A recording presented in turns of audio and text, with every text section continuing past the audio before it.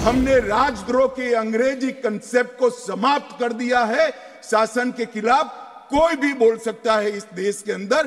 देश के खिलाफ आप नहीं बोल सकते हो। देश के खिलाफ बोलोगे, देश के खिलाफ कुछ करोगे, देश के हितों को नुकसान करोगे तो कठोर से कठोर दंड का प्रावधान इस कानून के अंदर है। इस कानून का संपूर्ण इंप्लीमेंटेशन होने के बाद तारीख पे तारीख का जमाना जाएगा। आज इस कानून को इस सदन के आशीर्वाद प्राप्त होने के बाद हमारी आपराधिक न्याय प्रणाली क्रिमिनल जस्टिस सिस्टम 19वीं सदी से निकलकर 2 सदियों का फासला काटकर 21वीं सदी में सीधी प्रवेश करेगी। आज कश्मीर से कन्याकुमारी और द्वारका से लेकर कामाख्या तक इस कानून के आने के बाद एक ही प्रकार की न्याय प्रणाली का चलेगी। इस कानून से राज्यद्रोह अब देशद्रोह के अंदर बदल गया है। आपराधिक न्याय प्रणाली जो अभी हमारे देश के अंदर काम कर रही है उसमें ये बैलेंस बिगड़ गया था और हमने इसके अंदर बैलेंस ऑफ वर्क का बहुत बारीकी से ध्यान रखा है।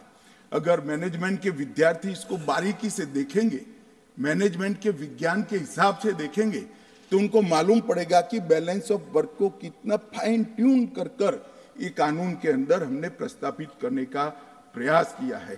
और मान्यवर, मैं आपको और आपके माध्यम से सदन को और सदन के माध्यम से पूरे देश की जनता को विश्वास दिलाना चाहता हूं, इस कानून का संपूर्ण इंप्लीमेंटेशन होने के बाद तारीख पे तारीख का जमाना जाएगा।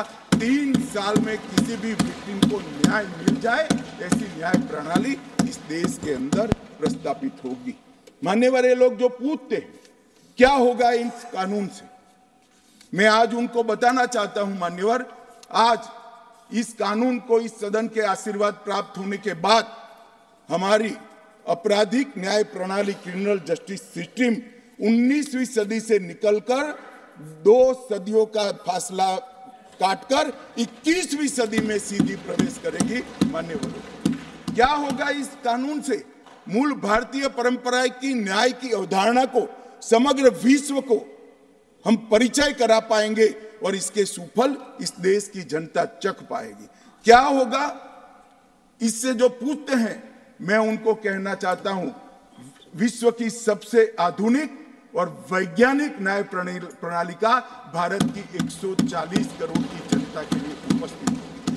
क्या होगा इस कानून से? जो पूछते हैं उनको मैं बताना चाहता हूं कि आज जो विद्यमान है वो सारी तकनीक और आने वाले 100 साल तक जो तकनीक आगे बढ़ सकती है वो सारी तकनीक को सिर्फ रूल्स में परिवर्तन कर कर समाहित किया जाए, इतनी दूरदृष्टि के साथ तकनीक को इस कानून के अंदर समाहित किया गया। जो पूछते हैं क्या होगा इस कानून से, मैं उनको कहना चाहता हूं कि 7 साल से ज्यादा सजा है वो सभी घृणित अपराधों के लिए हमने फोरेंसिक साइंस लेबोरेटरी की विजिट को कंपलसरी किया है, जिससे कन्विक्शन रेशियो के अंदर बढ़ावा होगा।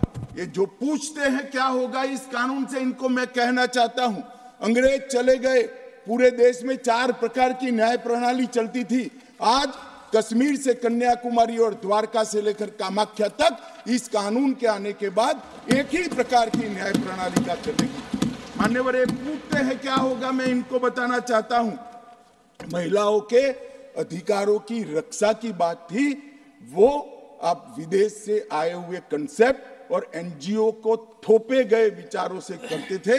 हम मातृशक्ति के सम्मान के लिए परंपरागत हमारा जो सम्मान है वो सम्मान को इस कानून के अंदर कानून का स्वरूप देने में सफल हुए, मैं बताना चाहता हूं। मान्यवर, तो पूछते हैं क्या होगा इस कानून से?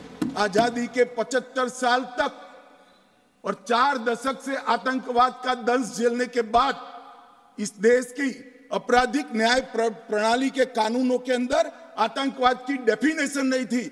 नरेंद्र मोदी जी ने जीरो टॉलरेंस टुवर्ड आतंकवाद का परिचय कराते हुए टेररिज्म की डेफिनेशन को इसके अंदर शामिल किया है। मान्यवर, जो पूछते हैं इस कानून से क्या होगा, मैं उनको बताना चाहता हूं कि इस कानून से राज्यद्रोह अब देशद्रोह के अंदर बदल गया है। राज्य के शासन की रक्षा के लिए एक जमाना था जब ब्रिटिश ताज का इस देश के अंदर शासन था मान्यवर, रानी के खिलाफ कोई आवाज नहीं कर सकता, फांसी पे चढ़ा दिए जाए।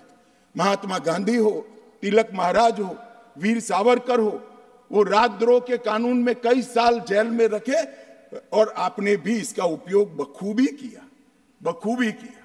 इमरजेंसी के अंदर ढेर सारे लोगों को जेल में डाल दिया, ढेर सारे विपक्ष के नेताओं। मान्यवर, हमने राजद्रोह के अंग्रेजी कंसेप्ट को समाप्त कर दिया है।